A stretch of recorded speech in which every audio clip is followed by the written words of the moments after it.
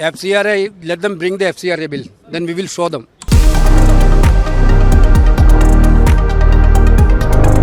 जो राष्ट्र अपने फैसले खुद लिखता है उसे दुनिया के फरमान नहीं चलाते। दोस्ती अपनी जगह कायम रहती है, लेकिन कानून संसद बनाती है, बाहर वाले नहीं बनाते। जय हिंद साथियों, मैं हूं माज और स्वागत करता हूं आपका डायनामाइट न्यूज़ पे। भारत की संसद में एक बिल पर बहस चल रही है, लेकिन इसकी गूंज अब अमेरिका तक पहुंच चुकी है।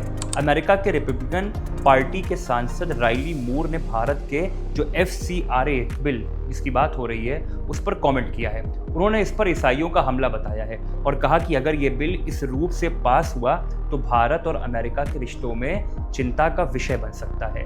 लेकिन आखिर क्या है पूरा मामला? अमेरिका के एक सांसद को भारत के कानून पर आपत्ति क्यों है और क्या वास्तव में ये बिल किसी धर्म को निशाना बनाता है या फिर विदेशी फंडिंग को नियंत्रित करने का प्रयास है? आइए आसान भाषा में समझते हैं पूरा मामला। सबसे पहले दरअसल FCRA है क्या?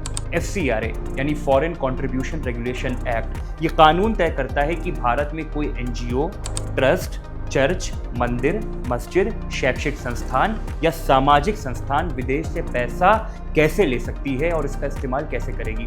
इसका मकसद ये सुनिश्चित करना है कि विदेशी धन का इस्तेमाल भारत की सुरक्षा, लोकतांत्रिक व्यवस्था या सार्वजनिक हित के खिलाफ ना हो। अब सरकार इसमें संशोधन करना चाहती है। इस संशोधन के तहत सरकार के डेजिग्नेटेड अथॉरिटी बनाने का प्रस्ताव लाई है। यदि किसी संस्था का FCRA लाइसेंस रद्द हो जाता है, समाप्त हो जाता है या उसके नवीनीकरण नहीं होता है तो विदेशी फंडिंग से बनी संपत्तियों के प्रबंधन की जिम्मेदारी ये अथॉरिटी संभाल सकेगी। सरकार का तर्क साफ है, इससे विदेशी फंडिंग के दुरुपयोग को रोका जाएगा और पारदर्शिता यानी ट्रांसपेरेंसी बढ़ेगी और यहीं से विवाद शुरू होता है। कुछ चर्च संगठनों, NGOs और विपक्षी दलों का कहना है कि इस व्यवस्था से सरकार को बहुत अधिक अधिकार मिल जाएंगे। उनका डर है अगर किसी संस्थान को लाइसेंस समाप्त हो गया तो उसके स्कूल, अस्पताल या अन्य संस्थानों के प्रबंधन पर सरकारी नियंत्रण हो सकता है। खास तौर पर केरल के कई ईसाई संगठन इस बात पर अपनी चिंता जता रहे हैं। इसी बीच अमेरिकी सांसद राइली मूर ने सोशल मीडिया पर लिखा कि भारत में ईसाइयों का लंबा इतिहास रहा है, लेकिन नया संशोधन चर्चा जो आने वाली है इसको लेकर इससे कहीं ना कहीं एक प्रकार से नियंत्रण पर बात कर सकता है और क्रिश्चियंस पर हमला भी कर सकता है। लेकिन अब भारत का पक्ष भी समझना जरूरी है।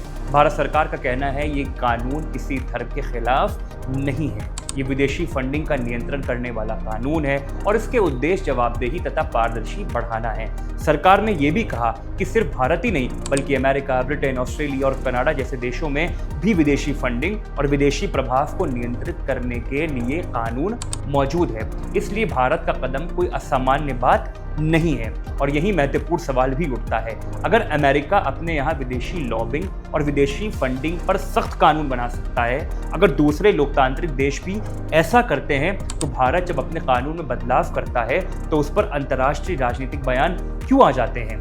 क्या ये भी समझना होगा कि भारत एक संप्रभु देश है। संसद में कोई भी बिल आता है, उस पर बहस होती है, विपक्ष सवाल उठाता है, संसदीय समितियां विचार करती हैं और अंततः कानून बनता है। अगर किसी कानून में संवैधानिक समस्या हो तो उसके लिए भारत की न्यायपालिका मौजूद है। इसलिए भारत में कई लोग मानते हैं कि किसी विदेशी सांसद का अपनी राय रखना अलग बात है, लेकिन भारत के कानून पर दबाव बनाने की कोशिश रखना अलग विषय। अंतिम निर्णय भारत की संसद और भारतीय संविधान के दायरे में होगा।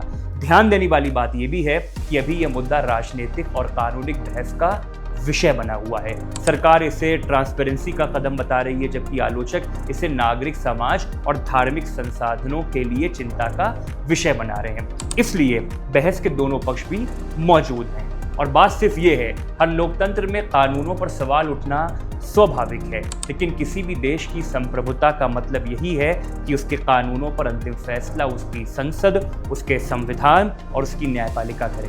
भारत में यदि FCRA कानून पर बहस होनी है तो वो भारत के लोकतांत्रिक ढांचे के भीतर होनी चाहिए।